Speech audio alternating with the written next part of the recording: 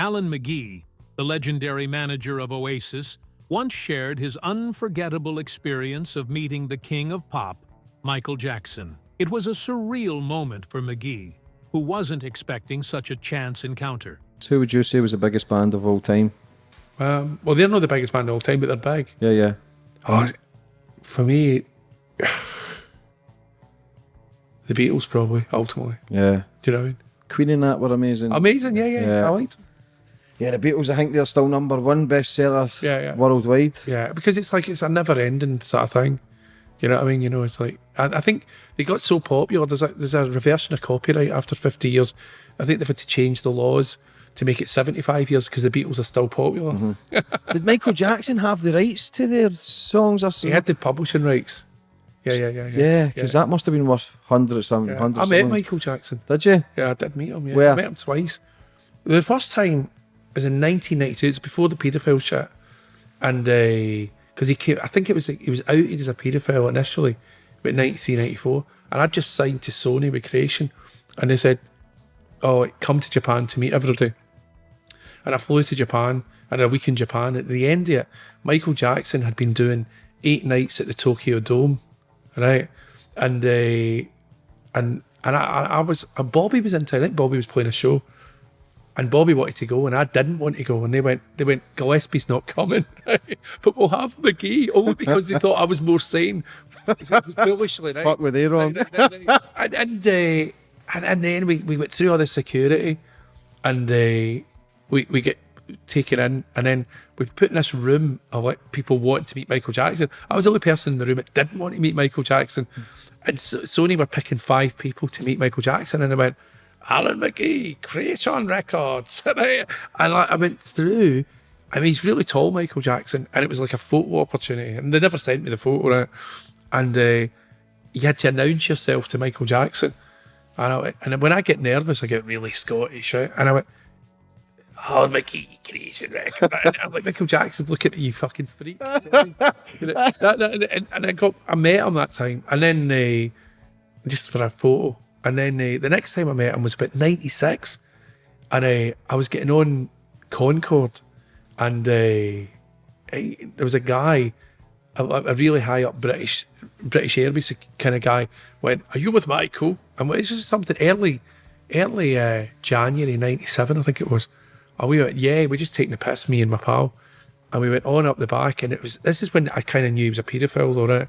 There was Michael Jackson. The meeting happened at a high-profile event where stars from the music world gathered. McGee described Jackson as polite, soft-spoken, and surprisingly humble, despite his global fame. What stood out the most was how Jackson had a genuine curiosity about Oasis and their music. There was 4 security, 2 or 3 security, I think. A manager guy, I think, or a tour manager guy, Michael Jackson, and about a 14 or a 15-year-old guy dressed as Michael Jackson on Concorde. Mm-hmm. And I was like, that's fucking weird. Do you know what I mean? Because who travels with one of their fans dressed up as them? And you had to go at that point, that's not right. Do you know what I mean? It's not right. I think there's never any smoke without fire. Yeah, that's what I think. At that point, I've always sort of known he's not right. Well, in the back of your mind, but then you look at guys like Jimmy Savile who... Yeah. They've just got a question mark. Just looking at them, they've got a question mark, but they were loved. And it's hard because he's never had a conviction, Michael Jackson, and he's not here to fight his case. So it's difficult. Yeah. But it's interesting, all the stuff that's just it's all the stuff there, but there isn't any smoke without fire. But for me, I think he was young himself, and apparently he was castrated. They basically took his balls away so he could keep his... This is the stories that are going about, so he could keep his voice so young. Is that right? So he never really fully matured. And I think, it's such a touchy subject that it's so mixed.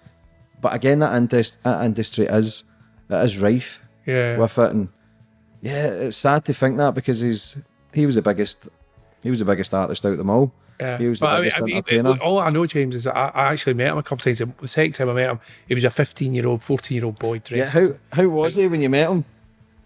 Was it weird then? We didn't really say anything to him. We just kind of looked at us and we looked at him. Do you know what I mean? But we were just thinking, you know, me and my pal Ed Ball, we were just thinking, fucking weird guy, man. I mean, who would fly about with a 14, 15-year-old version? It's the fact maybe a guy that was into that would, but I mean, weird. But we were like, that's too weird. But it's a bit blatant and it's a bit out there.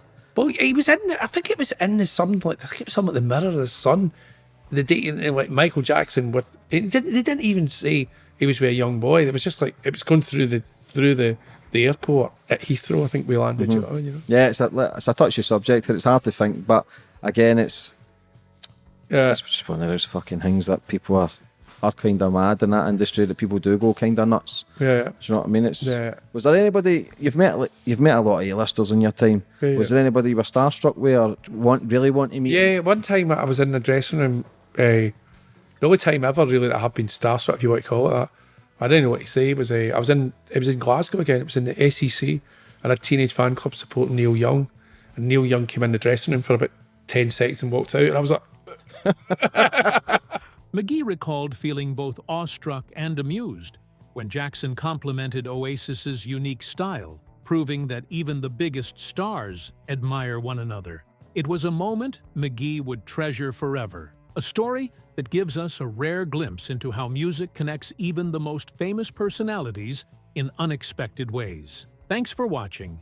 If you enjoyed this story, don't forget to like, subscribe, and hit the bell icon for more amazing content. See you in the next video.